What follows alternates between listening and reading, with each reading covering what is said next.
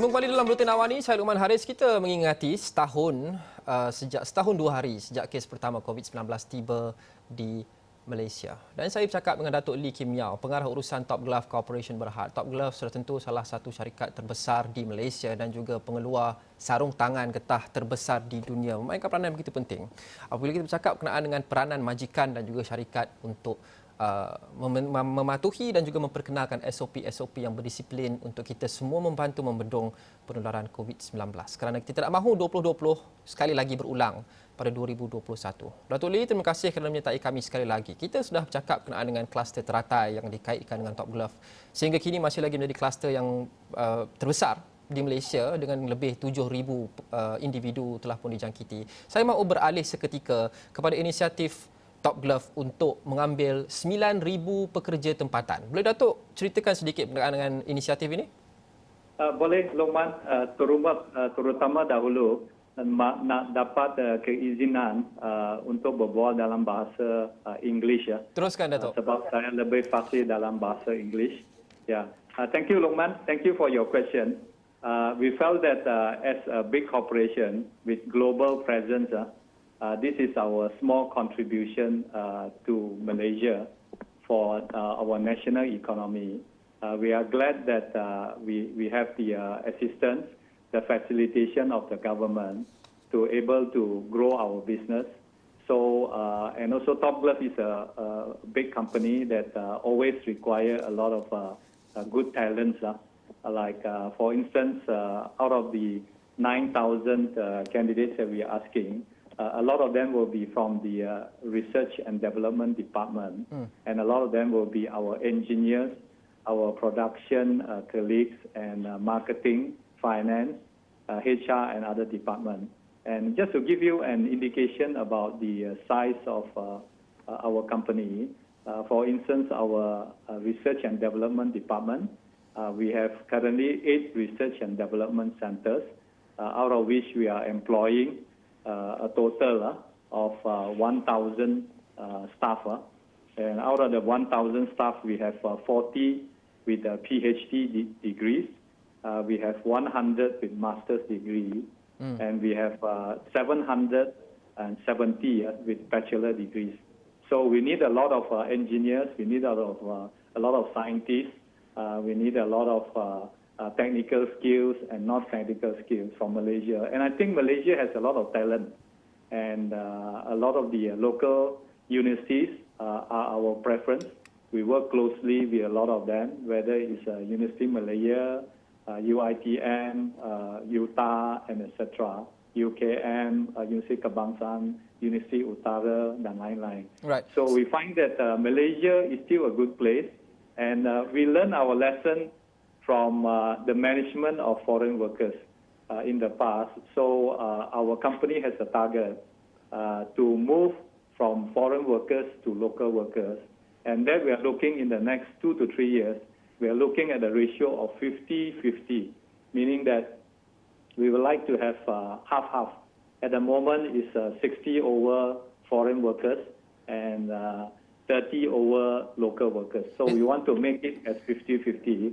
Yeah. So this initiative to employ 9,000 new employees is our strategy to move away from foreign workers, and other than that, to do a lot of automation, to do a lot of digitalization, and using technology to reduce the number of foreign workers. So interesting point you brought forth there, Datuk. 9,000 local employees. I think you're targeting to take about 2,300 fresh graduates, 2,000 interns, 700 experienced new workers, all local. So the question is, why have you not been taking more of local employees over the past few years? Why now? In the past, we did not emphasize so much on the recruitment side. So now we realize that it is important to do that. And in fact, this 9,000 is not too far away from what we have achieved last year. In fact, last year we employed a total of 6,600 local employees. So this year is 9,000, and looking forward, next year it could be 12,000. All because we realize that we have to put in a lot more attention. We have to engage the universities more. We have to go into a technical and vocational college to engage them and also to let them know that there is a lot of potential, there's a lot of prospect by working in a company like Top Glove, where we continue to expand, where we also have global presence, so that Malaysians can also have the opportunity to go overseas to where our factories are, for example, in Thailand, in Vietnam, in China, and we also have overseas offices in Germany, in Brazil, and in USA. So all these are opportunities for our locals to be exposed to all this Malaysian working experience as well as international working experience. I guess the criticism so far, I mean, over the years of Top Glove has been, one of it has been that you are a gigantic company, you make a lot of money. I mean, the first quarter of FY21, you made revenues of 4.8 billion ringgit, profit after tax of 2.4 billion. That's over a 20-time increase, 29-time increase of the previous quarter. How much of that money is actually going to employee welfare, especially foreign workers? Yes, I think we are putting more money. Just now I mentioned that short term we're going to allocate 200 million for the building of asramas and tempat-tempat tinggal pekerja. And other than that, we also allocate a lot to take care of the health of our employees. For instance, we have our super clinic center, where currently we have employed 40 health professionals. That includes 3 doctors, 6 nutritionists, 2 dentists, and etc. All because of good health of the employees. And other than that, we also invest in a full-fledged gym, and we have a culture where we want to encourage good health. All these things, I think in the past, we do not tell the public about it. Like for instance, in the year 2019, we had a zero harm day, whereby our factories are all covered by our super clinic that is open 24 hours a day. And we also have 2 ambulance standby, so that should anything happen to our employees during office hours or even during off-office hours, we are able to quickly get the ambulance to pick them up and come to the super clinic or even sent to the hospital for immediate care. But we realize that it is a process. Perhaps last year we were busy with coping with the demand, and we did not pay enough attention to all these areas.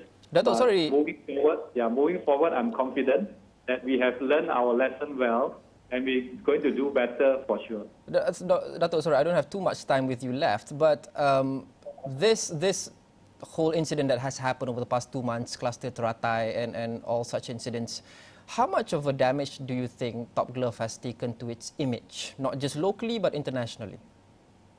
Yes.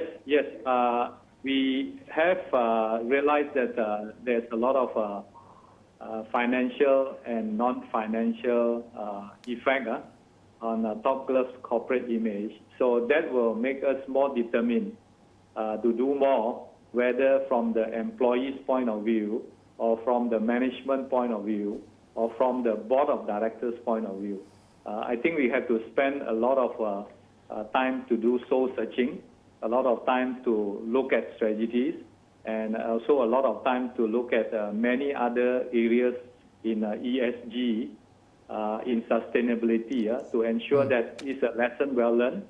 And moving forward, we are able to cope with future challenges successfully. What do you want to say to people out there? This is inclusive of Malaysians in general, shareholders, stakeholders, every group of society, if you will, local and international. What would you like to say to them to reinstill trust, that Top Glove is a corporation not just chasing profits, but also really caring about employee welfare? Yes. I think I would like to say thank you to everyone in the market. For those who have helped us, we really appreciate your help. Beribuan terima kasih. For those who do not understand us so well, so we hope that over time we will win their trust and their confidence. And also we would like to request that a lot of the stories published about Top Glove are old news that happened in the year 2018, and some of them in earlier 2019, where such news also affect many other companies, not only in Malaysia, but other parts of the world. So we hope to tell everyone that please have confidence in Top Glove. We have 30 years of history. We are still in the learning stage. So we hope everyone can tunjuk ajar and also guide us along as we move successfully to be a company that Malaysia is proud of. And we will also not forget to contribute to Malaysia, to do our part to ensure that what has to be done properly and in a sustainable way. Thank you very much to everyone. Datuk, thank you. Datuk Lee Kim Yao, Pengarah Urusan Top Glove Corporation Berhad. Dan itu saja untuk Buletin Awani jam ini bersama saya Luqman Haris. Kita jumpa lagi. Assalamualaikum dan salam hormat.